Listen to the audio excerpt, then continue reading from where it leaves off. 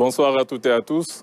Très heureux de vous accueillir sur ce plateau du dimanche soir avec, comme chaque semaine, mon co-présentateur, le professeur Ibrahima Silla. Bonsoir Ibrahima. Bonsoir Alun. Tout à l'heure, nous allons recevoir une écrivaine avocate au barreau de Lyon qui viendra nous présenter son troisième ouvrage intitulé « Un sou pour sa survie », ainsi que le secrétaire exécutif de l'ONG Soutora.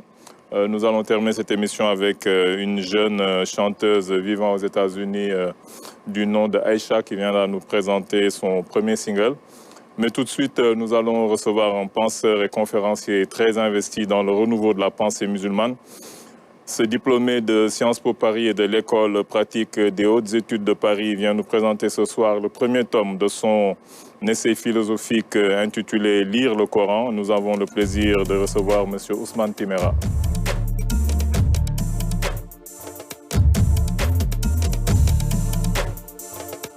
Bonsoir, M. Timéra. Bonsoir. Salam alaikum. Wa alaikum salam wa rahmatullah. Nous sommes très heureux de vous accueillir sur ce plateau. Je vous remercie. Comme je viens de dire, vous venez nous présenter le premier volet d'une trilogie, je pense, qui s'appelle « Lire le Coran ». Dès le sous-titre, vous annoncez la couleur approche coranique du Coran et de sa méditation, au-delà de l'exégèse et de l'interprétation. Vous nous dites un peu que vraiment, le but du Coran, ce n'est pas vraiment d'essayer de l'interpréter comme on le fait souvent. Dès qu'on termine un peu la lecture du Coran, ce qu'on fait en premier lieu, c'est ce qui se passe dans presque tous les médias au Sénégal et peut-être dans beaucoup de pays, c'est de faire des tafsirs, voilà, d'essayer d'interpréter le Coran, de faire l'exégèse. Et vous nous dites que ce qu'il faudrait faire, c'est apprendre à le lire et apprendre à le méditer. Oui, effectivement. Vous avez bien résumé le propos du livre. D'aucuns pourraient penser qu'interpréter, faire l'exégèse, méditer, c'est la même chose. Ça n'est pas la même chose si on s'en tient au sens des mots et à la rigueur des termes. Le tafsir en arabe ou l'exégèse en français signifie rendre clair ce qui est obscur. Exactement. Fassara yufassiru tafsira. Absolument. Le ta'wil, le Coran l'indique d'ailleurs dans un passage de la sourate Ali Imran, c'est le fait de dire le dernier mot d'une chose, de la réalité. C'est aller à l'ultime et revenir au fond des choses. Or, les deux approches indiquent qu'il y aurait soit quelque chose de pas clair dans le Coran qu'il faut clarifier, ou soit le Coran au premier abord dit des choses qui ne serait pas du tout accessible à la raison humaine et qu'il faudrait une raison extraordinaire pour y avoir accès. Il faudrait être un saint, un wali et autres. Ces deux approches, sur le plan épistémologique, posent problème parce que le Coran déclare en long et en large que lui, il est clair. Tilka ayatul kitab il mubin, nous le lisons tous dans le Coran. Voici les signes d'un livre évident. Absolument. Et il le dit à plusieurs reprises et il s'agit d'être conséquent avec cela. Ça, c'est un premier point. Deuxième point, il nous dit aussi que le Coran en tant que tel est composé de deux types de signes ou de versets, mais je préfère le mot signe parce que aya veut dire en français il signe. veut dire preuve aussi. Et preuve aussi, argument, merveille. Absolument, absolument. Et ça n'est pas un hasard si ce langage du Coran qui parle de aya est à y comprendre, à utiliser, à l'aune de son univers de sens. Mais il dit clairement qu'il y a des signes qui sont morkam, décisifs quant à l'accès à son sens, et d'autres qui sont mutashabihat. Absolument, c'est de ce verset dont je voulais parler, parce que là, peut-être ça va peut-être à l'encontre de ce que vous disiez, parce que là, Dieu peut-être nous dit, d'après ce que je pourrais comprendre, qu'il y a des versets qui sont évidents, comme vous dites, et des versets qui sont un peu plus, symbolique. Je dirais pas obscurs, mais un peu plus difficiles à comprendre, et que voilà, il ne faut pas essayer de les interpréter, qu'il n'y a que Dieu qui connaît l'interprétation de ces... Vous venez de dire le propos, c'est que le Coran, enfin, l'auteur Dieu, dit « Wa ma ya'lamu ta'wilahu illa Allah » ne connaît le ta'wil et la signification profonde de ces passages du Coran qui sont symboliques. Je dis symbolique au lieu d'équivoque. Parce que le mot équivoque, en traduction, va à l'encontre de l'idée qu'il est clair. Absolument. Mais il est symbolique. Que veut dire symbolique? C'est qu'il décrit des réalités dont nous n'avons pas accès, qui sont au-delà, mais dont on doit quand même avoir l'information pour y avoir foi. Nous devons y avoir foi, mais ce n'est pas l'objet de science, puisque personne n'a attrapé le paradis. Personne n'a attrapé un ange pour l'étudier. Et à plus forte raison quand il s'agit du divin. Et un livre qui se veut être une révélation de Dieu et d'être permanent se doit d'avoir de tels passages pour que la raison humaine continue à étudier, à comprendre, à méditer, mais en même temps, tout en se disant que ce à quoi je pense dans ma compréhension lorsque je lis ce passage, eh bien ce passage est toujours au-delà. Et c'est ce qui permet la continuité de la réflexion. Et le mot méditation est mieux choisi parce que le Coran, c'est ce qu'il utilise, tadabbur. Et ça n'est pas aussi un hasard. Il ne demande pas à ce qu'on en fasse le tafsir, il ne demande pas à ce qu'on en fasse le ta'wil, il dit même que seuls ceux qui ont un cœur déviant et qui veulent l'inquisition et la domination veulent s'amuser à interpréter ce qui est de l'ordre du métaphysique. Par contre, la façon dont le Coran veut qu'on le lit, c'est qu'on le médite. Afala yatadabbaruna al-Qur'an, ne médite-t-il donc pas le Coran? Walau kana min 'indi ghayri Allahi, et s'il était d'un autre que Dieu, la wajadu fihi ikhtilafan kathira. Ils y trouveraient de nombreuses contradictions. C'est parce que le livre est clair, le livre est cohérent, harmonieux, qu'il faut donc le méditer. La méditation nécessite la clarté, mais une clarté qui demande un approfondissement. Le Coran est clair, mais il est profond. Absolument. Voilà pourquoi est-ce que toute l'humanité se doit de le méditer, à l'aune certes de son contexte, mais de ne pas l'enfermer dans son contexte, parce qu'il est universel. Avant de parler des noms, des différents noms du livre, parce que parmi les différents noms, il y a le nom de Furqan, peut-être qui voudra dire que là, il faut essayer de discerner, essayer de voir, parce qu'à l'intérieur aussi, il y a des choses, je veux dire, il y a une législation. Faites, ne faites pas. Là aussi, je pense que pour pouvoir appréhender cette législation, il faudrait bien essayer de comprendre, essayer d'interpréter ce qu'il dit.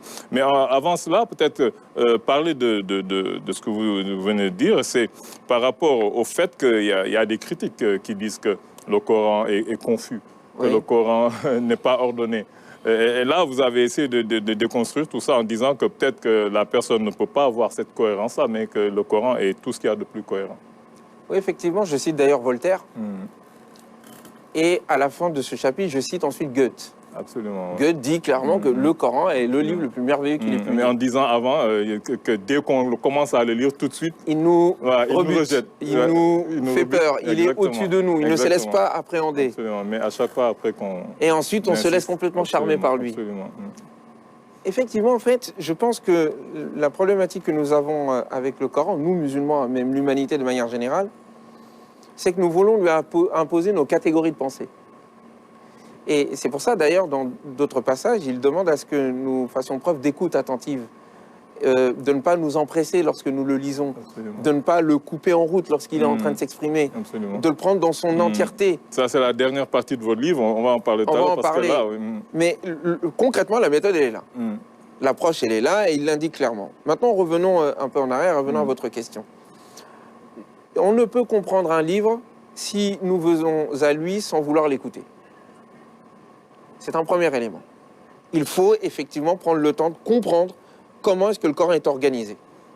Et pas vouloir à ce qu'il soit organisé selon les chapitres, comme si c'était un livre de mathématiques ou d'histoire. Parce que ce que vous reprochez aux orientalistes, c'est de ne pas vraiment lire le Coran et essayer de le critiquer sans pour autant l'avoir lu vraiment. Ils ne le lisent pas à mon sens.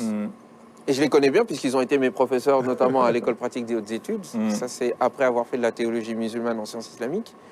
Mais ils ne lisent pas le Coran, d'une part. On lui impose la culture du 7e siècle et on essaye de l'enfermer dans l'histoire. Mais les musulmans font la même chose. Quand ils disent que le Coran est désordonné et qu'il faut donc... Ils ne disent pas qu'il est désordonné, mais ils disent qu'il y a l'abrogeant et l'abrogé. Absolument. An-Nasikh ou al-Mansour. Je sais que je suis en train de faire trembler une petite idole ici, dans les sciences du tafsir, mais qu'ils m'attendent patiemment et qu'ils ne me coupent pas, dans les deux sens d'ailleurs. On ne peut accepter l'idée qu'il y a abrogation dans le Coran si on n'accepte pas l'idée qu'il est contradictoire. Parce que ce sont deux passages du Coran qui semblent être contradictoires, et on essaye de résoudre cette contradiction en essayant d'indiquer l'historicité de chaque passage, en indiquant celui qui est venu avant et celui qui est venu après, et ensuite nous disons que celui qui est venu en dernier abroge celui qui est venu avant. Mais sur quelle base ? Sur quel fondement? Où est le passage où Dieu dit que j'ai abrogé tel passage? Où est le hadith du prophète sur lui la paix qui dit tel passage, attention, ce passage-là vous le lisez, mais en réalité il est abrogé? Parce que nous n'en avons aucun. Ce qu'ils interprètent, c'est quand Dieu dit dans le Coran que parfois il te reproche de changer, peut-être de changer la place d'un verset. C'est peut-être ça Oui, quand il dit وَإِذَا بَدَّلْنَا آيَةً مَكَانَ آيَةٍ, lorsque nous changeons un passage, un verset, un signe à la place d'un autre, ils disent إِنَّمَا أَنْتَ مُفْتَرٍ. Tu es en réalité un inventeur, tu es un imposteur. Et le Coran répond, en réalité, tu le fais qu'en fonction de la connaissance qui te fut donnée par l'ange. Très bien. Mais revenons plus concrètement au livre. Prenons la sourate Al-Baqarah, c'est l'exemple que je donne dans le livre. Mais il suffit juste de voir, mais faites-le avec toutes les sourates. Vous prenez juste l'introduction, les premiers passages du Coran. Vous les comparez à la conclusion, il y a correspondance. Pratiquement à chaque fois, sauf parfois c'est d'une évidence, comme dans la sourate Muzammil. Par exemple. Ou comment est-ce que les sourates se suivent les unes après unes après les autres. On voit que le sujet traité par la première va être continué et complété par celle qui vient après. Absolument. Tout en introduisant des nouveaux passages des nouveaux sujets qui vont être complétés par les autres. Ce que j'essaie de prouver tout simplement, ça n'est pas même si on ne comprend pas tout le sens, nous sommes obligés de dire que le livre est organisé. Qu'il y a une unité thématique. Une unité thématique, il est difficile de percevoir. Et c'est pour ça qu'il faut méditer. Moi, je ne dis pas, attention, que... je dis que tout le monde doit lire le Coran. Mais je ne dis pas que tout le monde comprend le Coran de la même manière et avec la même profondeur. Absolument.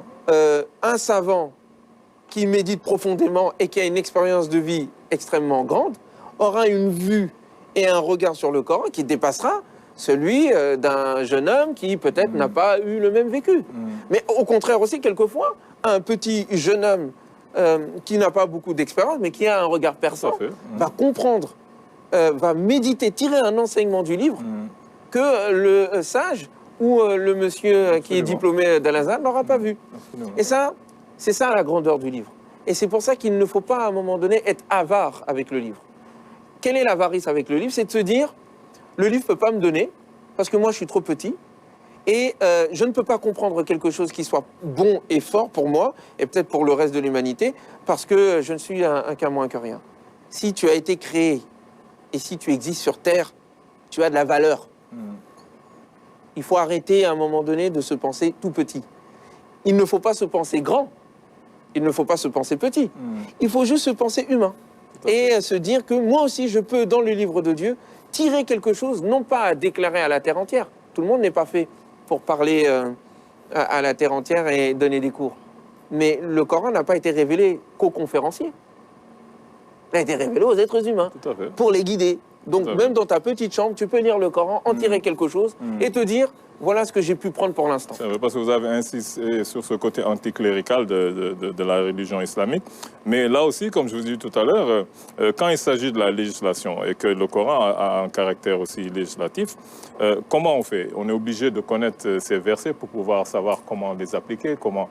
C'est vrai. Bon, il y a dans la science, dans les sciences du Coran, ce qu'on appelle ayatul ahkam. Les versets ou les signes qui sont liés au droit. Donc c'est quelque chose d'assez connu. Il y en a qui en mettent 400, d'autres en mettent 200, bref. Mais ces passages-là ne font même pas la moitié du Coran. Tout à fait. Donc ça doit interpeller. Même pas le 10e. Pourquoi est-ce que le Coran... Alors qu'au premier abord, nous on a l'impression que l'islam, c'est que du droit. Absolument. C'est que du halal et du haram. Absolument. Alors que le Coran n'aborde pas la religion de cette manière-là. Le Coran est venu restreindre le champ législatif. Ça veut dire qu'une législation est portée par des principes et des finalités, une philosophie, une vision. Ce qui compte, ça n'est pas de prendre les passages du Coran dédiés au droit tel que nous concevons le droit. C'est d'insérer ces passages liés au droit à l'ensemble du discours. Parce qu'il n'y a pas de passage en tant que tel réservé au droit sans que cela ne soit accompagné par des passages qui parlent de l'univers, qui parlent du paradis, qui parlent de l'enfer, qui parlent du divin, qui parlent de sa grandeur, de sa magnificence. Tout cela est imbriqué dans quelque chose de plus cosmique et plus global. Absolument. Et donc, le malheur que nous avons aujourd'hui, c'est que nous avons un droit dit coranique qui va couper au fait ce droit de son environnement philosophique et cosmique. Absolument. Ce droit s'insère dans une vision globale. Tout à fait. Et si on n'a pas cette vision globale, on a juste des règles toute sèche, dont on ne comprend pas le pourquoi et le comment, et dont d'aucuns d'ailleurs pourraient dire, bon ben, ça a été appliqué pour telle époque, aujourd'hui c'est à abroger. C'est obsolète. Non, non, non, ça n'est pas à abroger, il faut comprendre l'esprit qu'il y a derrière. Pourquoi est-ce que cette décision a été prise à l'aune d'une vision d'ensemble et de quelle manière ensuite cette décision doit s'appliquer dans la réalité changeante. L'intelligence du droit se trouve ici. Nos juristes musulmans doivent être des philosophes, doivent comprendre la vision du Coran qui porte le droit. Et il n'y a pas que le droit. Le droit ne gère pas une civilisation. Le droit ne permet pas de renouveler une pensée. Elle accompagne l'existant. Nous sommes dans une situation où il faut recréer l'existant. Donc nous avons besoin d'aller au-delà du droit, questionner les paradigmes, s'inspirer de la vision coranique, cosmique et globale, et là initier une civilisation, initier une fécondation, initier une nouvelle création dans lequel pourrait s'insérer un droit musulman. Absolument. Ibrahim. Bonjour Ousmane Timéra. Bonjour cher ami. Ça fait plaisir de vous rencontrer et surtout ça fait plaisir de lire votre ouvrage. Vous faites beaucoup de courage, vous avez beaucoup de courage et ça se comprend. Vous refusez de vous enfermer dans le dogmatisme, dans l'idéologie que vous rejetez en disant qu'il nous faut avoir une lecture du Coran beaucoup moins idéologique. Et tout à l'heure, lire, d'où le... Voilà, je voudrais m'arrêter. Qu'est-ce qui explique le choix de ce concept? Lire, on aurait pu penser que ce n'est pas une erreur, c'est volontaire. Oui. Et je sais que ce n'est pas un jeu de mots. Ce n'est pas de la fantaisie. Ce ne sont pas des caprices d'auteur pour vendre.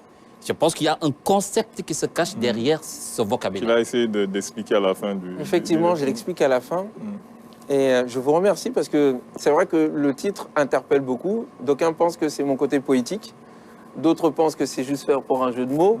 Il y a aussi un côté assez poétique. Oui, provocation. Oui, vous écrivez de manière très lyrique. Merci. C'est voulu. C'est mon style aussi. Disons que je suis venu à la poésie, à l'écriture par la poésie. Et donc j'essaye de garder cela tout en ayant la rigueur d'un apprenti philosophe et un apprenti jurisconsulte. Mais en fait, je reviens sur la notion de méditation. Et la méditation et la conséquence, c'est pour lire, c'est pour comprendre le monde. Tout être humain lit. Avant même la création de l'écriture, par les Égyptiens, dit-on, ou au-delà par les Babyloniens, l'être humain lit dès lors qu'il commence à regarder l'univers qui est autour de lui pour en comprendre le sens et s'orienter. Nous le faisons.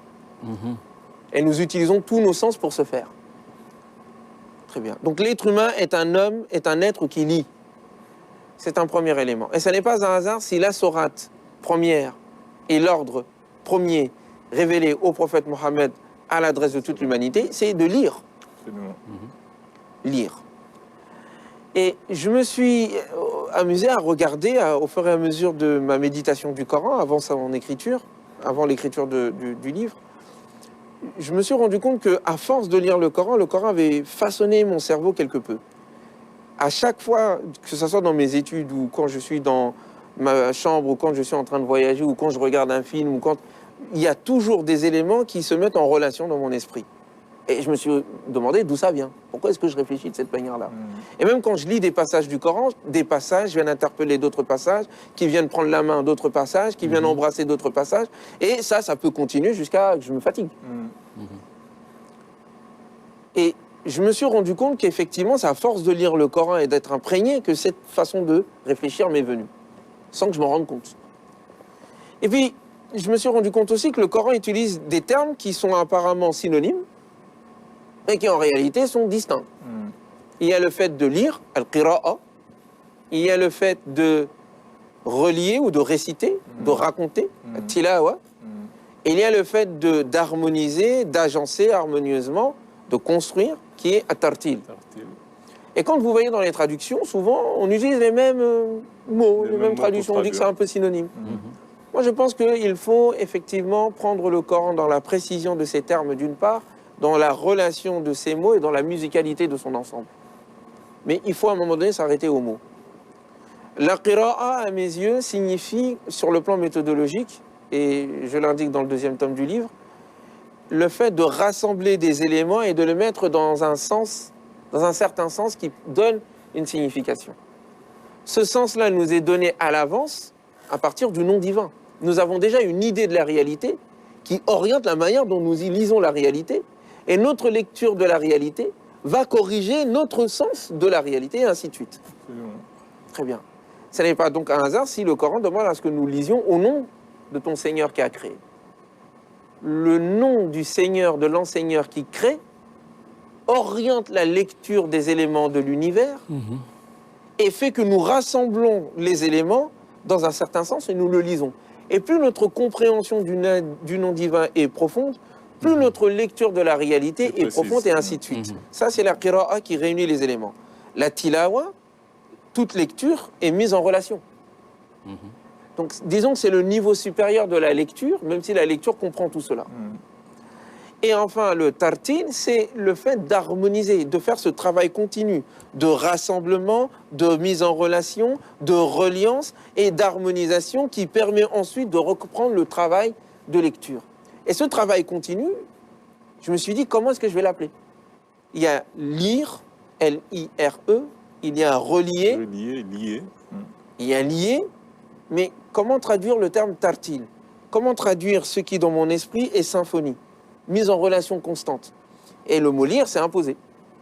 Donc lire, effectivement, il y a des gens, j'ai fait une émission précédemment, il n'y a pas très longtemps, on me dit oui, mais lire, ça rappelle la musique. Bon, ceux qui pensent que la musique est haram, je ne vais pas aborder ce sujet ici, ce n'est pas le propos. Déjà, il y a une musicalité dans le Coran, dans le fait de réciter. On ne peut pas nier la musicalité du Coran. Absolument. Mais en tout cas, le terme lire, c'est un concept qui signifie le fait d'harmoniser. D'accord. On a l'impression que le sens souvent que l'on donne aux mots, à la terminologie, dépend souvent de celui qui lit ou cherche à interpréter.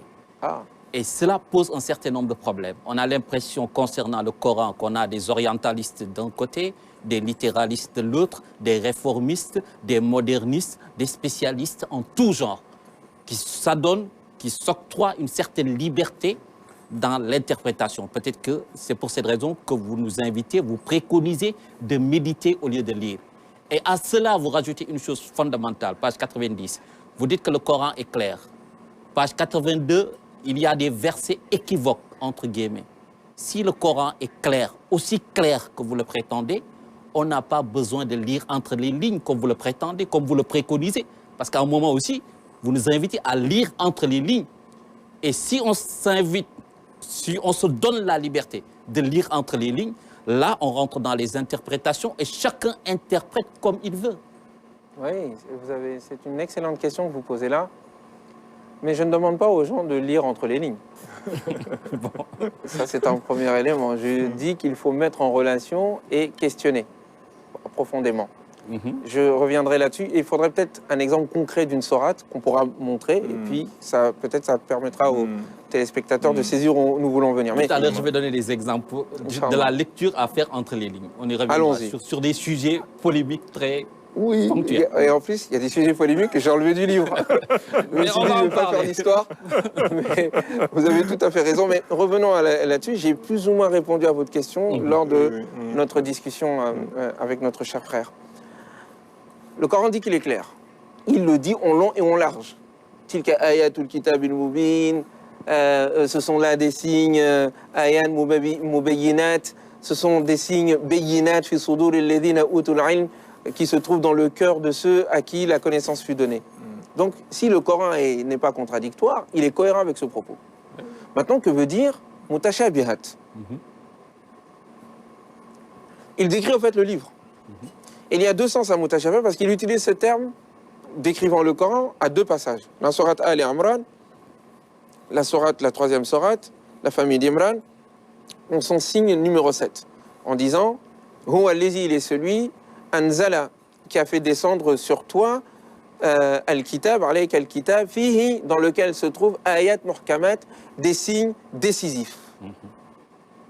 Wa ukharu mutashabihat, et d'autres qui sont mutashabihat. Je traduis mutashabihat non pas par équivoque, mais par symbolique. Parce que le mot mutashabih veut dire ce qui ressemble et qui en même temps n'est pas cela. Comme deux jumeaux. On peut à un moment les confondre, l'un et l'autre se ressemblent, mais le fond est différent. Le Coran utilise des termes pour décrire des réalités supérieures. C'est le but d'une religion. de parler de quelque chose qui est au-delà de notre perception, avec les mots de notre perception. Mais tout en nous indiquant, attention, l'idée que vous allez vous faire des mots que j'utilise pour désigner l'au-delà n'est pas ce que vous connaissez. C'est au-delà, donc dépassé. Ok. Donc l'enjeu épistémologique ici, qui a opposé des savants comme Ibn Rushd, Al-Ghazali, les philosophes et les fuqaha dans l'ancien temps, entre les théologiens et les philosophes, est présent. La question, c'est de savoir si nous disons qu'il n'y a pas, que toute la réalité est accessible à la raison humaine, ou accessible à l'imam, ou accessible au saint, nous disons qu'il connaît l'invisible. De ce fait, s'il connaît l'invisible, il est Dieu. Et donc, la raison devient déraisonnable ici. Il faut donc imposer à la limite des raisons, des limites qui lui permettent d'avancer. Là, je fais du Razali et je fais du Emmanuel Kant. Al-Ghazali va reprocher aux philosophes la chose suivante.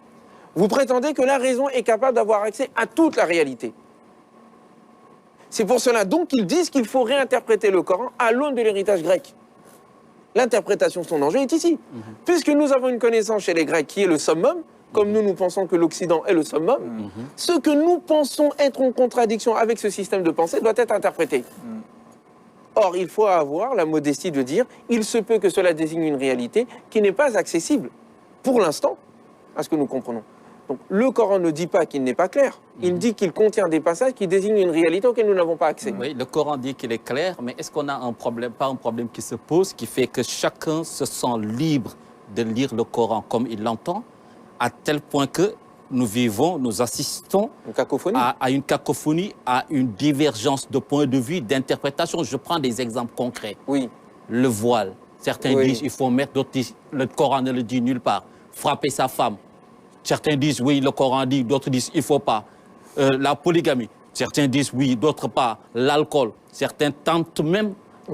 Vous voyez, à un moment, on se dit effectivement qui a tort, qui a raison, qui a la bonne lecture, qui n'a pas la bonne lecture. La première des choses, il y a deux choses qui permettraient à ce que chacun puisse comprendre et se faire sa propre opinion. La première des choses, c'est donner accès au Coran à tout le monde.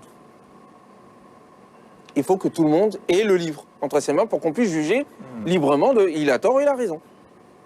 Deuxièmement, il faut prendre le livre dans son ensemble. Le problème des interprétations, c'est pas tant la multiplicité des compréhensions. Le Coran est assez riche pour pouvoir parler à diverses intelligences et pouvoir proposer diverses solutions ou permettre à ce qu'on crée diverses solutions. En fait, ce que nous appelons entre guillemets des interprétations, ce sont des créations humaines. Nous, le Coran, comme quand on regarde le ciel, on est inspiré d'une certaine manière, on en tire un certain nombre de théories, mais qui ne sont pas définitives et qui n'enferment pas le ciel. D'autres personnes peuvent venir et regarder le ciel et voir autre chose. Le Coran, c'est pareil. Il est assez profond pour inspirer les intelligences et chacun, selon son domaine, en tirer un enseignement que peut-être les anciens n'ont pas vu ou que d'autres n'ont pas vu. Ça, c'est normal. Et il faut accepter cette diversité-là. Par contre, la diversité ne doit pas être une division. Le Coran pose des bases. Ces bases-là ne peuvent pas être enfreintes, si en tout cas nous sommes fidèles à ce que le Coran dit. Et donc il faut le prendre dans son ensemble. Quand à un moment donné, vous voyez une personne qui prend un passage du Coran, prenant l'alcool, il dit, on t'interroge au sujet, c'est lui qui parle, du vin. Et il oublie qu'en fait le Coran ne parle pas que du vin, il parle du jeu de hasard ou de la facilité de gagner de l'argent sans travailler. Al-Maysir. On t'interroge au sujet de l'alcool et du jeu de hasard. Dit, il y a en eux une certaine utilité et un certain mal. Et le mal l'emporte. Sur l'utilité. Très bien. Quelqu'un va dire, oui, mais là, il n'a pas interdit. Il a juste indiqué qu'il y a du bien, il y a du mal, donc c'est bon. Si je prends un tout petit peu, une petite gorgée, ça va aller. Mais j'ai dit non, mon ami. Et traditionnellement, on nous dit que c'est comme ça que ça s'est passé avec les compagnons du prophète. Ça, c'est ce qu'on dit quand on s'en tient à l'historicité. Bon, moi, ce que j'ai dit plus ou moins, c'est que ça les concerne eux, ça ne nous concerne plus nous. Tout à fait. Même si pour des cas individuels, on peut tenir compte des étapes d'une personne à sevrer. Ce que le Coran nous montre dans sa révélation historique, c'est la sagesse divine dans l'accompagnement des êtres humains et leur évolution. Et ça, c'est valable à tout temps. Si je vois une personne qui a passé toute sa vie à se droguer, mais je ne vais pas le lui interdire du jour au lendemain, il va craquer. Je mets en place des étapes. Mais là, on peut battre en brèche, par exemple, cet argument que j'entends souvent chez les gens qui font l'exégèse, en disant que oui, ça fait partie du hikmah divin, de dire que je vais essayer d'interdire au fur et à mesure. Mais il y a des choses qui étaient beaucoup plus, je veux dire, beaucoup plus graves en ce temps-là et qui avaient plus de poids et d'impact dans la vie des gens, c'est-à-dire l'usure, par exemple. Ça avait beaucoup plus de poids. Et Dieu l'a interdit du jour au lendemain. Il n'y a pas, est-ce que vous allez arrêter au fur et à mesure? Non, l'usure, vous arrêtez. Et non seulement vous arrêtez, si vous continuez, je vais déclarer la guerre. Donc là, ça a été vraiment quelque chose. Et jusqu'à présent, c'est quelque chose qui a beaucoup de poids et qu'on a beaucoup de mal à arrêter jusqu'au XXIe siècle. Et pourtant, il l'a interdit tout de suite. Il y a beaucoup d'autres choses aussi qu'il a interdit comme ça. Quand il a dit ne vous approchez pas de la fornication, il n'a pas dit bon, essayez d'arrêter au fur et à mesure. Bien que jusqu'à présent, c'est très difficile pour beaucoup de gens d'arrêter. Donc pourquoi l'alcool, s'il l'a fait, c'est peut-être qu'il y a une raison. Bon, déjà, pour l'usure, il l'a fait aussi. L'usure, il y a eu plusieurs étapes dans l'interdiction définitive. Plusieurs passages. Les passages de Surat al-Rum, déjà on parle, qui sont mécoises. Les passages de Surat al-Nisa, on parle aussi, qui sont médinoises. Le passage d'Ali Imran. À chaque fois, c'est pour interdire, c'est pas pour dire... Justement, vous avez tout saisi. Revenons à l'alcool. Il n'y a pas une fois où il dit c'est cool. Il y a quelqu'un qui vous dit... Il y a un mal dedans et il y a un bien, non, mais le mal l'emporte sur le bien. Le premier, c'est quand vous allez à la prière, ne buvez pas. Non, ça, c'est après. Ça vient après. Certains disent que c'est le premier.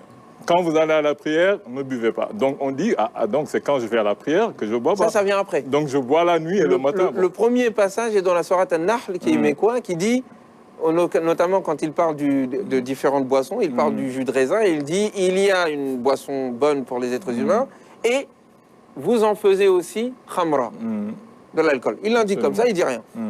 Ensuite, il y a le passage de Surat Al-Baqarah qui dit il y a un bien et un mal et le mal l'emporte. Ensuite, il y a le passage dans Surat An-Nisa qui dit la taqrabu salat, n'approchez pas la prière, wa antum sukara, alors que vous êtes ivre. Hatta ta'lamu ma taqulun, jusqu'à ce que vous sachiez ce que vous dites.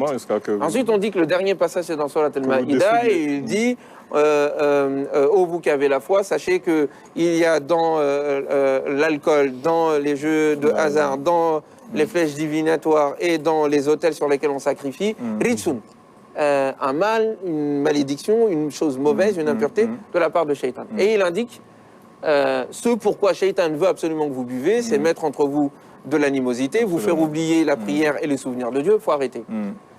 Je dis à mon avis. Et il pose une question. Allez-vous donc vous arrêter? C'est une question. Ouais, une question réprobative. D'accord, mais c'est quand même une question. Dieu, je veux dire, Dieu, il ne fait pas dans la demi-mesure. On l'a vu dans le Coran. Lorsqu'il veut interdire, il est direct. Mais c'est interdit, là. Ouais, d'accord, oui. Quand on dit que quelque chose, ça vient de Shaitan, il n'y a pas moyen de non, je suis pas là pour essayer de faire l'apologie. Voilà, exactement. L'avocat du diable, en l'occurrence. J'essaie simplement de faire, voilà, de faire un questionnement philosophique de la chose. Et beaucoup de gens ont fait ce questionnement-là. Et ce qui fait que, comme il a dit, il y a certains éléments qui pourraient dire que voilà, l'alcool n'est pas interdit. Les passages sont à prendre dans leur harmonie. Ils ne sont pas en contradiction. Le premier décrit ce qu'est la réalité du khamr.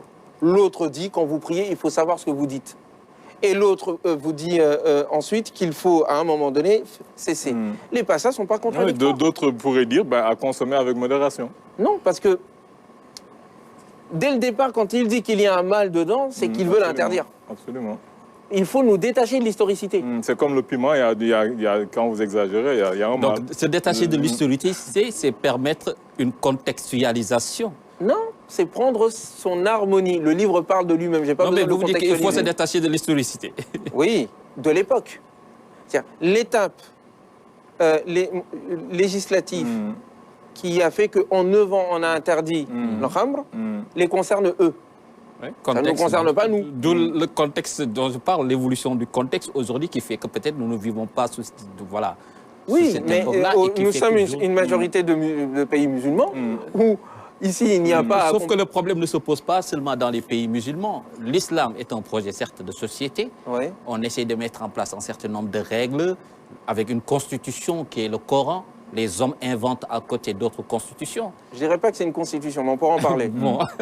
C'est descendre le niveau du Coran. Le Coran inspire les constitutions. Oui, inspire les constitutions. Les hommes s'inventent d'autres constitutions qui sont peut-être en contradiction totale avec ce que peut-être préconise le Coran. Non. Ah oui. Le Coran s'adresse à des croyants. Donc normalement, si ce sont des croyants, ils ne vont pas penser une législation. La condition est bien se relever là, si ce sont des croyants Mais et s'ils ne sont pas des croyants. Mais ça ne s'adresse pas à eux. Hypothèse. Non, mais ça ne s'adresse pas à eux. C'est vrai. Et si une personne ne croit pas en ce que le Coran dit, le Coran ne lui demande pas obligatoirement d'appliquer ses règles. Absolument. Il parle à des gens qui veulent obéir à Dieu. Ils peuvent le lire, le Et méditer. ils le lisent, ils le méditent. Le Coran ne rentre pas dans les détails législatifs. Il donne les principes. C'est pour ça que j'ai dit, c'est ce qui inspire des constitutions. C'est la constitution des constitutions, et non pas une constitution. C'est pas un code de loi. L'erreur que nous avons, nous musulmans, c'est de prendre le Coran comme un code de loi, comme si c'était la Torah. Il y a une vision un peu judaïque et juridique là-dedans, comme il y a une vision un peu chrétienne et mystique chez d'autres personnes. Il faut prendre le Coran dans son ensemble. Il parle de l'alcool, cela s'insère dans une vision globale. Pourquoi est-ce qu'il interdit l'alcool? Parce qu'il estime que l'être humain est calife de Dieu sur terre, que l'être humain est lieutenant, qu'il est digne, que tout ce qui remet en cause sa dignité est à bannir, Absolument. est à interdire. L'alcool fait partie de cela. C'est cette vision philosophique d'abord qu'il faut saisir pour comprendre pourquoi est-ce que l'alcool est interdit. Alors qu'il dit qu'il y a un bien dedans, il le reconnaît. Mais il dit mais le mal est plus grand. Et pourquoi le port du voile est... Là vous sortez du coca là. Non, parce que depuis tout à l'heure, vous avez esquivé le voile, mais bon. Non, je ne l'esquive pas. Le voile, je dis juste qu'il faut que les gens regardent ce que dit le Coran. Parce que dit le Coran, on va peut-être donner un exemple, peut-être pas le voile, parce qu'on ne pourra pas parler de tout ce qu'il y a dans le livre. Dans une émission, c'est vraiment pas possible. Mais juste pour donner un exemple concret, parce que ce qu'il veut dire, c'est parfois dans l'interprétation ou dans cette lecture ou cette non-lecture du Coran, il peut y avoir peut-être beaucoup de divergences. Vous parlez d'un point qui est peut-être plus essentiel, c'est quand des gens lisent, et parfois ça peut choquer, lisent que, voilà, à un moment donné, vous pouvez frapper votre épouse. Oui. Là, une femme qui lit ça dit, mais attends, mais comment ça peut être possible? Moi, mon mari me frappe, il n'y a plus de mariage.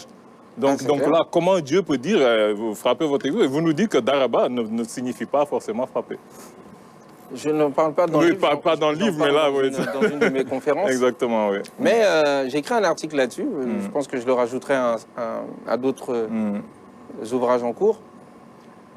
Revenons sur ce terme.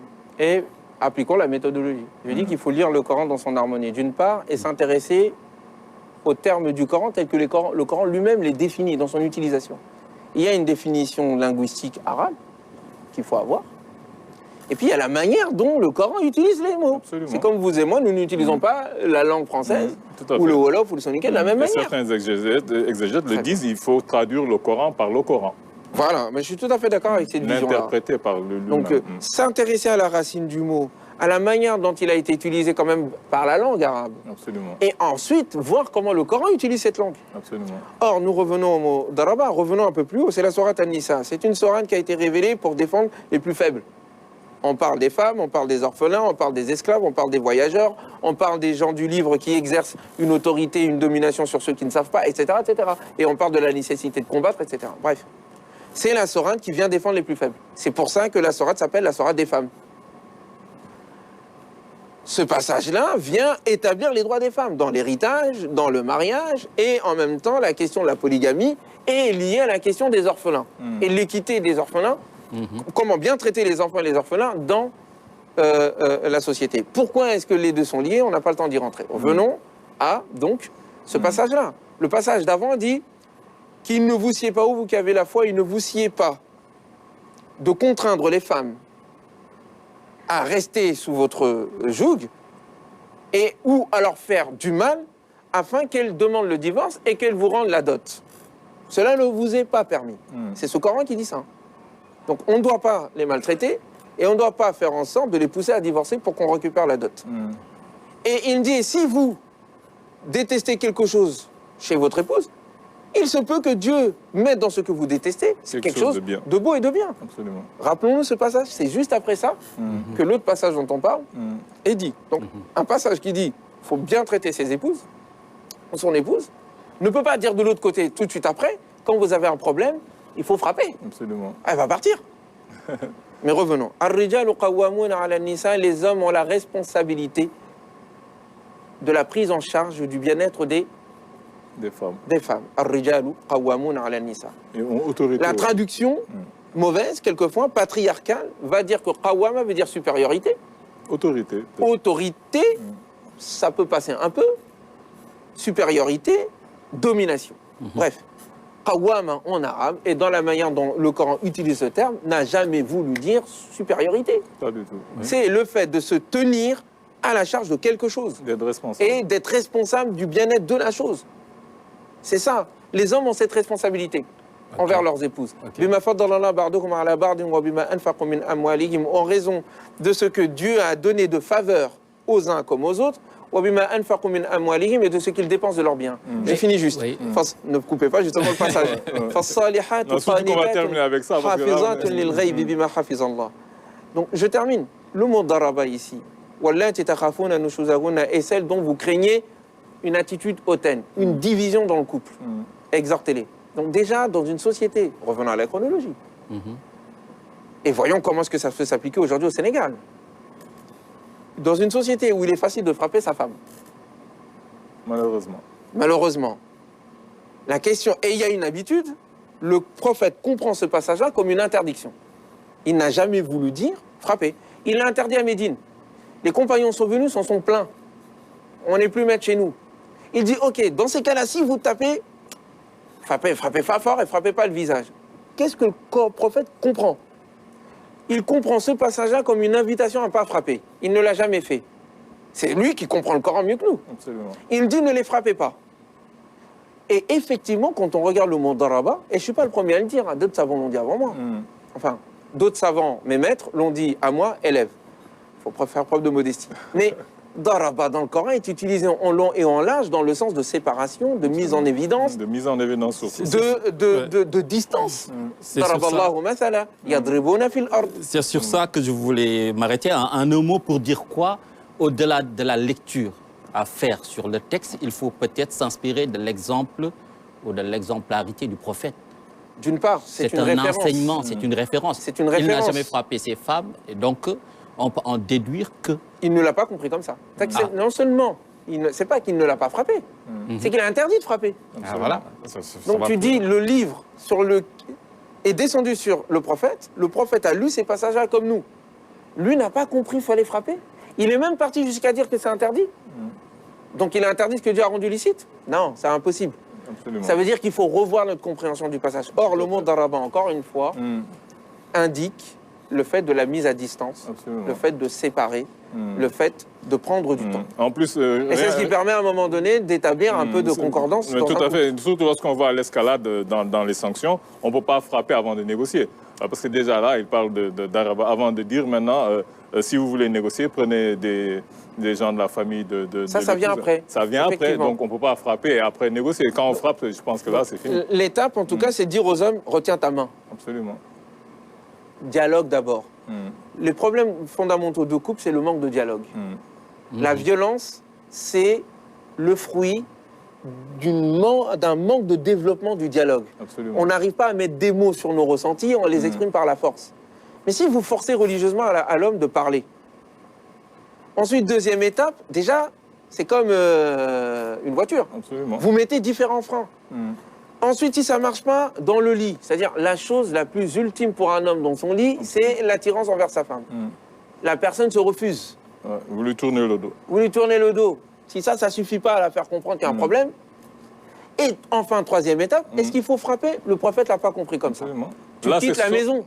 Ça, c'est sortir le Tu sors le contentieux. problème. Voilà, exactement. Parce que devant jusqu'à les gens. présent, il était interne. Exactement. Et maintenant, là, il faut l'exposer à la famille, l'exposer à tout le monde voilà. pour qu'on puisse après trouver une solution.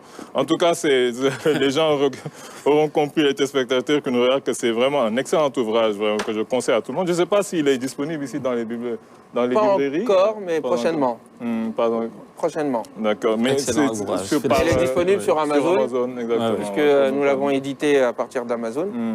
Et d'autres livres sont en cours, nous espérons, je l'espère. Ça s'appelle Lire le Coran, L-Y-R-E. C'est une approche coranique du Coran et de sa méditation. Au-delà de l'exégèse et de l'interprétation, Monsieur Ousmane Timéra, nous avons été très heureux de vous accueillir sur ce plateau. J'ai été très honoré et merci pour vos interrogations, votre profondeur. Nous allons poursuivre cette émission avec une avocate au barreau de Lyon. Cette écrivaine de talent vient nous présenter ce soir son nouvel ouvrage intitulé « Un sou pour sa survie ». Nous avons le plaisir d'accueillir Madame Yaram Dieye.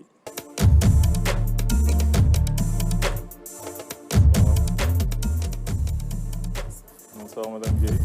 Bonsoir. Nous sommes très heureux de vous accueillir sur ce plateau. C'est partagé. Vous venez de publier aux éditions Rahma un recueil de nouvelles, de 2 nouvelles qui s'appelle « Un sou pour sa survie », qui est le titre de la première nouvelle. C'est une nouvelle, je pense qu'il aurait même pu faire peut-être un roman parce que je pense qu'il y a assez de personnages à l'intérieur et la trame est assez intéressante pour en faire un roman à lui tout seul. Mais c'est vraiment un ouvrage qui est magnifiquement bien écrit, vraiment à mon avis. Un ouvrage très bien écrit, très intelligent et qui aborde plusieurs thématiques, peut-être deux thèmes principaux. Dans le premier, vous abordez un peu le thème des enfants de la rue, des talibés. Et dans le deuxième thème aussi, vous abordez un thème, dans la deuxième nouvelle, vous abordez un thème qui n'est pas souvent abordé, peut-être qui est un peu un thème assez tabou, c'est le thème je ne sais pas si on doit dire la folie ou bien... Je n'aime pas trop le terme non plus. Voilà, des gens qui ont des problèmes psychologiques et qu'on ne sait pas comment les traiter, comment vivre avec ces personnes dans la maison. Et on voit une mère qui est d'un courage vraiment extraordinaire, d'une patience et d'une ténacité vraiment hors norme, qui a su vraiment prendre soin de son enfant. Mais pour la première nouvelle, vous avez abordé le thème des enfants de la rue. C'est vrai que c'est peut-être un type d'histoire qu'on entend souvent. Moi, quand je lisais au début, j'avais l'impression de lire un autre roman que j'avais, qui parlait un peu de ça, parce que malheureusement, j'ai l'impression que ça se passe de la même manière, malheureusement, pour tous les enfants qu'on dit talibés, et que je ne sais pas si les gens ne font rien, ou bien peut-être que les gens n'ont pas les bonnes informations. Effectivement, sur l'histoire des talibés, il y en aurait à dire et il en resterait encore. Absolument. Donc, vous l'avez bien résumé, donc un livre qui s'intéresse à 2 catégories de marginaux, les talibés et les malades mentaux.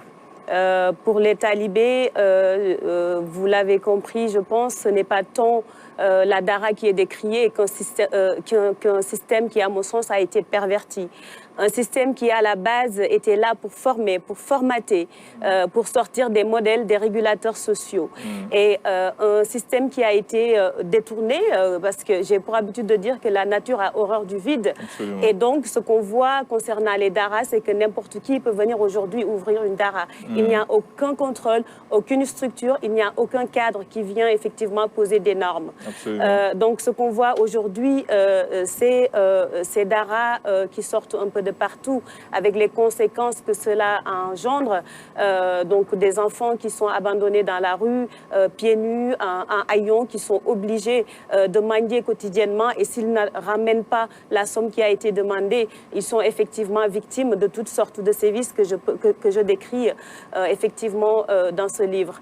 Et donc, pour dire tout cela, je m'attache au pas de 2 frères talibés, Amidou et Bassirou, qui nous viennent du Wallo, sous le prisme d'un père qui est convaincu que l'apprentissage nécessite un certain éloignement géographique et qui est convaincu qu'il lui faut effectivement reproduire un modèle, le modèle qu'il a lui-même reçu, sans filtre et sans se poser de questions pour savoir finalement est-ce que ce modèle-là est adapté à mon époque et est-ce que ce modèle-là est adapté à la personnalité de mes enfants. Parce que cette problématique est très importante, c'est-à-dire voir les choses en amont.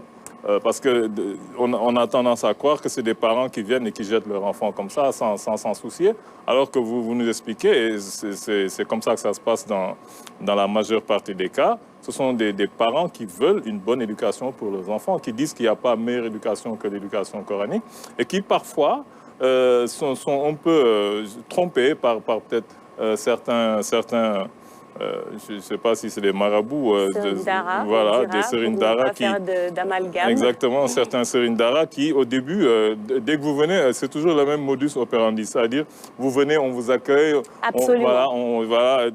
vous voyez le Serigne Dara qui est complètement quelqu'un de gentil, qui va mais c'est ça, en faire fait, preuve d'une certaine fait... érudition et voilà, votre enfant est choyé tant que vous êtes là. Mais dès que vous partez, c'est comme le jour et la nuit, il commence à subir des sévices. Oui.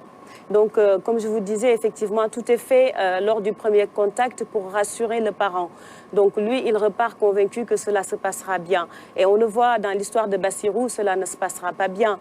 Donc, Bassirou, qui finalement va avoir toutes sortes de carences, toutes sortes de manques, parce qu'on l'a extirpé de son milieu familial. Et il n'y a pas meilleur protecteur que la famille. Et ça, on l'oublie souvent dans ce système des Dara.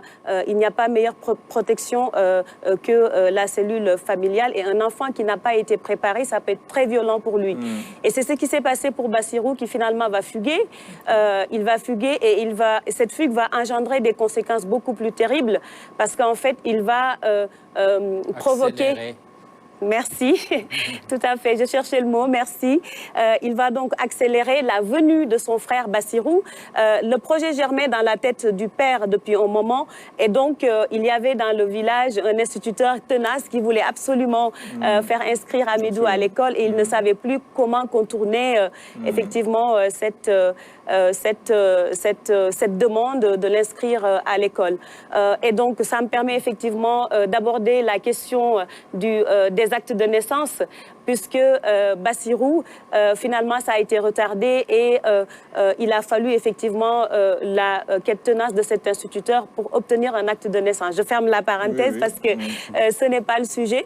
Donc, cette fugue qui va accélérer, comme vous le disiez, la venue de Bassirou à la Dara de Saint-Pierre. Elle va permettre au père de faire d'une pierre deux coups, comme vous le dites dans le roman. Tout à fait. Il y avait le petit frère qui attendait à la maison, l'autre a fugué pour aller retrouver la maison familiale, considérée d'ailleurs comme un élément perturbateur de l'éducation de l'enfant. Le père en profite pour prendre les deux. Non seulement on ramène celui qui a fugué, on en profite pour ramener le petit frère qui était là à la maison en attente. Exactement. Et donc, ça a été terrible pour Bassirou, qui va tout faire pour essayer donc de protéger son frère, parce que lui, du haut de ses 11 ans, il a déjà vécu toutes sortes de choses. Et donc, il va essayer de protéger son frère pour qu'il ne tombe pas lui-même dans ses sévices, ses violences, etc. Et il va y arriver peut-être un temps, mais effectivement, à un moment donné, il sera dépassé par les événements, puisqu'il va devoir quitter la Dara et donc devenir ce délinquant qu'on décrit dans le livre. Qui finira en prison d'ailleurs, contrairement à son frère. Il va finir en prison après avoir passé les différentes étapes terribles de la vie de Talibé dans cette société. Séparation avec la famille, décision terrible du père de le ramener dans une ville comme Dakar où l'enfant est perdu et l'enfant qui traverse la ville des kilomètres à pied, confronté à une certaine violence. Une violence totalement visible, mais une violence aussi invisible. Et voilà, tout cela, mais par un moment, on sent quand même une certaine pudeur de votre part à nommer l'innommable. Je comprends, ça c'est la pudeur. Vous dites que les gens comprendront. J'irai pas jusqu'au bout de l'explication, de la narration. Voilà, l'enfant, Voilà. Et ça, c'est très intéressant, je pense, dans cet ouvrage-là, qui est une fiction littéraire, on pourrait dire, mais cette fiction-là ressemble étrangement très documentée, en tout cas. à la réalité. Il m'a fallu faire des recherches, effectivement, pour essayer de dire juste, de dire vrai. Mais vous disiez effectivement qu'il s'agissait de pudeur. Oui, peut-être, mais il s'agit également d'un choix, notamment pour le genre littéraire que j'ai choisi, la nouvelle, parce que j'ai voulu effectivement aller à l'essentiel. Ce sont des thèmes qui sont sensibles. Je n'ai pas voulu effectivement m'embarrasser de descriptions trop longues. Surtout que moi, je parle de la vie des enfants. Je voulais que des enfants le lisent et le comprennent. Et j'ai essayé de le rendre accessible. Je ne sais pas si ça a été le cas, mais j'ai essayé effectivement de le rendre accessible. Donc oui, pudeur, mais essai d'accessibilité peut-être. Mais une très belle écriture, Yaram Dieye. Vous êtes avocate, je pense, et vous défendez peut-être ces causes-là. Et en racontant tout cela, quand on lit cet ouvrage, mais on est extrêmement énervé. On est pratiquement en colère. On se dit, bon, au début, le lecteur imprudent pourrait penser que c'est du déjà entendu, c'est du déjà lu. On se dit qu'on serait peut-être insensible à la problématique des talibés, d'autant plus que c'est notre réalité quotidienne. Mais qu'on se détrompe. Vous avez une manière de narrer les choses, de dire les choses, d'aller au fin fond des choses, dans la profondeur des idées, à tel point que c'est captivant.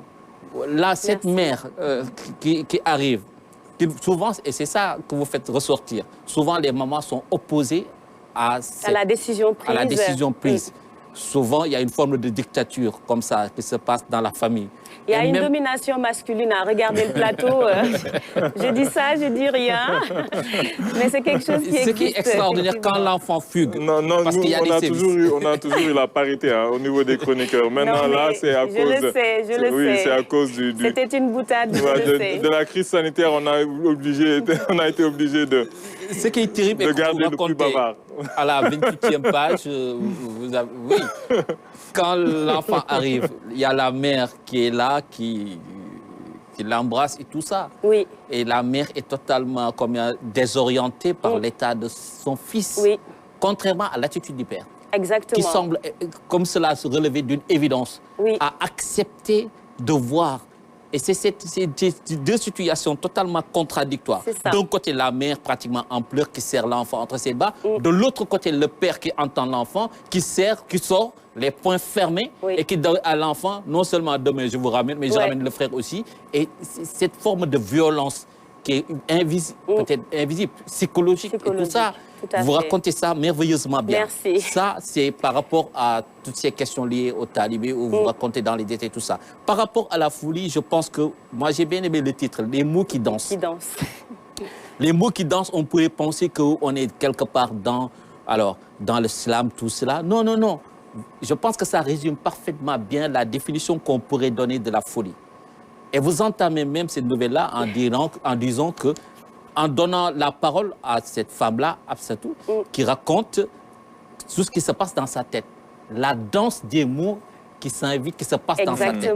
Et ça, c'est une belle définition, je pense, de la folie, une belle description. Qu'est-ce qu'elle nous dit? Je lis en page 101. Depuis quelque temps, je ne suis plus toute seule dans ma tête. Il s'y passe des choses dans cette tête. Les pensées s'y bousculent et forment des mots. Ces mots deviennent des phrases et se précipitent à leur tour dans ma bouche pour sortir. Ils veulent que je les prononce, que je les dise. Je n'en ai pas toujours envie, mais ils ne me laissent pas vraiment le choix. Quand j'essaie de résister, ils compriment ma poitrine et ma tête. Une fois sortis, ils deviennent des figures, certains me narguent, d'autres, etc. Sur une page et demie, vous donnez une belle, une belle manifestation, une belle définition. Vous nous dressez un diagnostic de ce qui se passe dans la tête que quelqu'un peut-être n'arrive pas à comprendre. La prouesse est d'autant plus grande parce qu'on voit tout le long de l'ouvrage l'empathie qu'il y a. C'est-à-dire que vous avez cette facilité à vous mettre à la place des gens qui, pour moi, est extraordinaire, phénoménale. Mais l'empathie... Parfois, on me le reproche, alors... Non, mais cette empathie, ça... L'empathie excessive... Mais là, ce qui m'étonne, c'est comment on se met à la place d'un malade mental. Parce on peut dire, ben, il y a des expériences qu'on a vécues, peut-être qu'on peut décrire, mais là, cette empathie. Vous voulez dire par là qu'elle a... Je vous rassure, je n'ai jamais été touchée par cette maladie, malheureusement, qui gangrène. Mais c'est ça, en fait. Ça veut dire que c'est tellement crédible. C'est comme il dit, on ressent vraiment... on se dit quelque part, oui, celle-là, elle a forcément vécu ça pour pouvoir raconter ça. Pas vécu, mais comment elle fait pour nous décrire alors, ça, c'est dans ce livre, il y a eu de la documentation, certes, eu beaucoup de...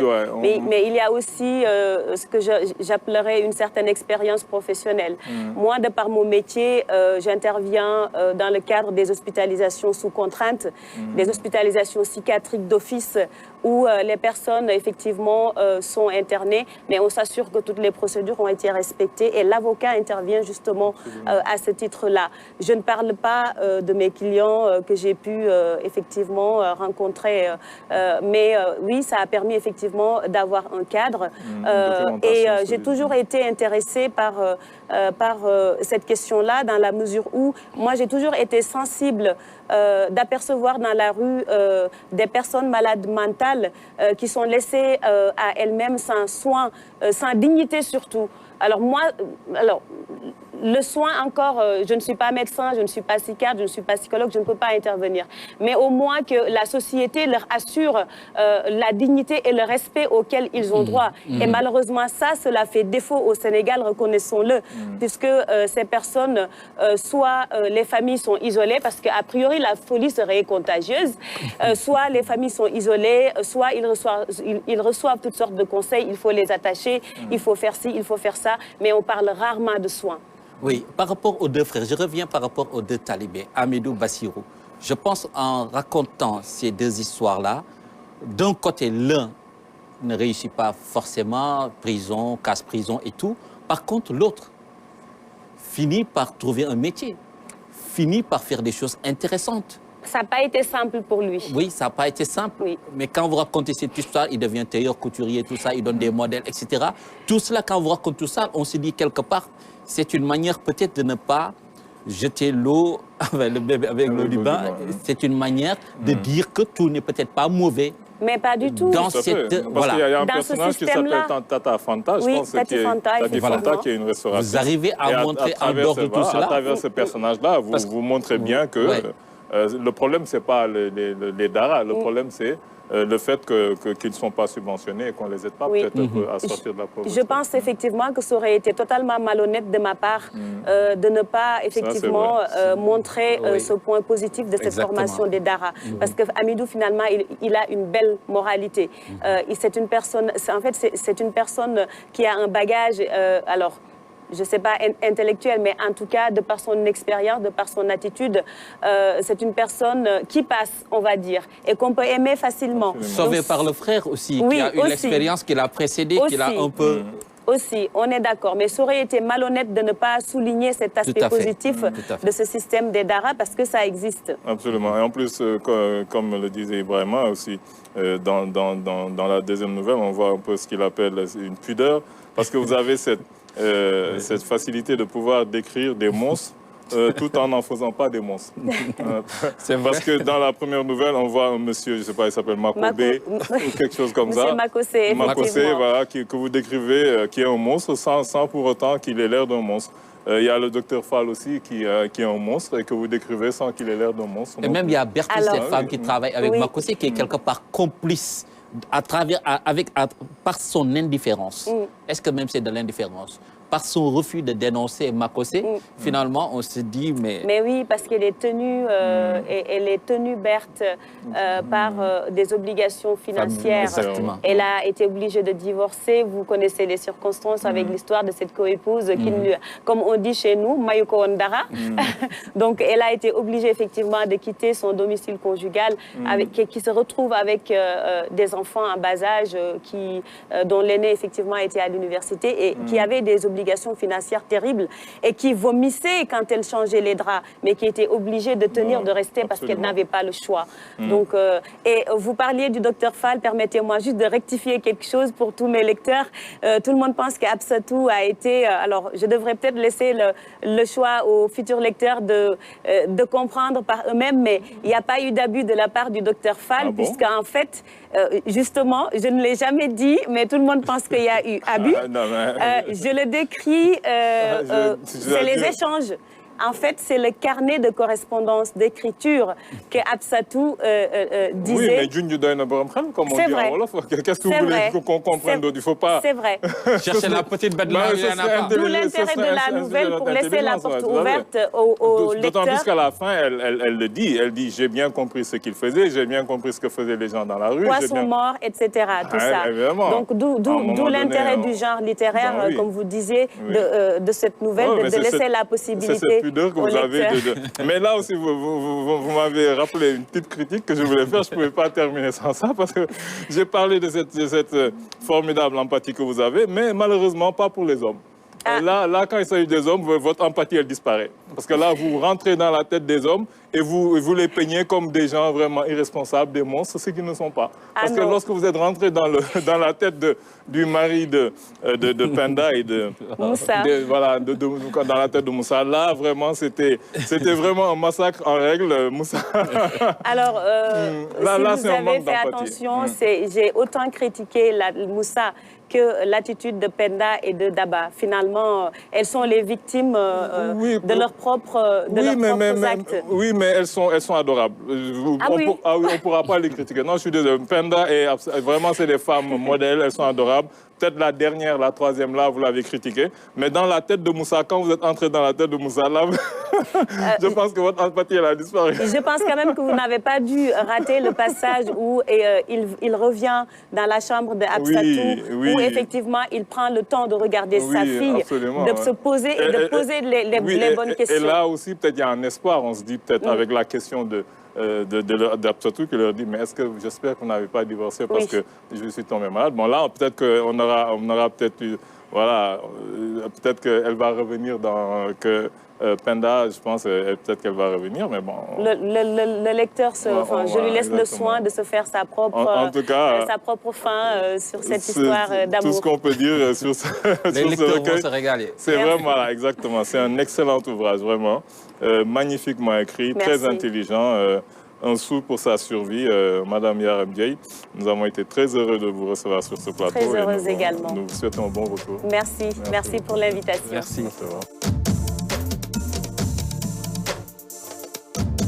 Nous allons recevoir tout de suite le secrétaire exécutif de l'ONG Soutoura. Il vient nous parler ce soir des activités de la structure qu'il dirige. Nous recevons M. Ousmane Sow.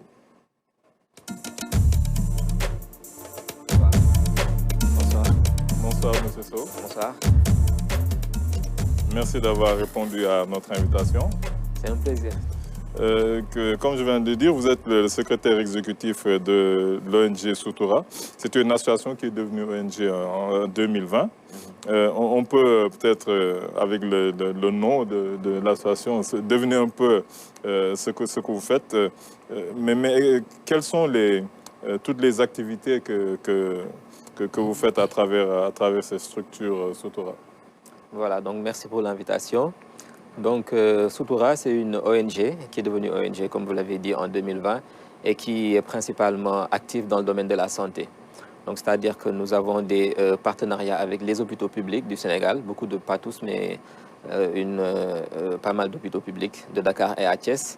Et nous avons des conventions qui nous permettent de faciliter l'accès aux soins de santé à des patients qui sont démunis, qui souvent vont au niveau des services sociaux de ces hôpitaux-là. Donc nous, on essaie un petit peu de les aider à payer les coûts de leur traitement. Tout à fait. Donc, j'ai vu un peu à travers votre site que vous avez même préparé un peu une liste de coûts de soins, c'est-à-dire par rapport à certaines pathologies, vous faites des appels à un peu exactement, des appels de fonds pour pouvoir essayer d'aider les gens. Il y a une liste un peu comme ça de chaque pathologie. Effectivement, on a une liste de beaucoup de pathologies avec le temps, parce que Soutoura, c'est en vérité depuis 2005 que ça existe. C'était au départ un groupe de personnes, pas moins de 10 personnes, qui se regroupaient, qui se cotisaient entre eux et qui allaient au niveau des hôpitaux et qui aidaient les malades à payer, acheter des ordonnances ou bien qui achetaient des denrées alimentaires. Donc au fil des années, de bouche à oreille, le groupe s'est élargi. C'est devenu une association en 2011 et l'année dernière une ONG. Donc comment ça marche? C'est qu'on collecte des fonds qui nous viennent de personnes volontaires qui font des donations volontaires, des fonds qui nous viennent d'entreprises partenaires et même de structures étatiques. Donc on collecte ces fonds-là et grâce à ces fonds, c'est ces fonds qu'on utilise pour payer ces coûts-là. Donc avec le temps, on utilise notre expérience pour un peu montrer notre impact. C'est-à-dire que pour faire des appels de fonds, on peut demander à une personne de financer l'opération d'un tel avec 100 000 francs ou bien avec... C'est-à-dire que ces coûts-là nous permettent de montrer aux personnes l'impact qu'une donation peut avoir. Une donation de 5 000 francs, on peut donner un exemple ça peut peut-être acheter un kit opératoire ou bien ça peut payer une ordonnance.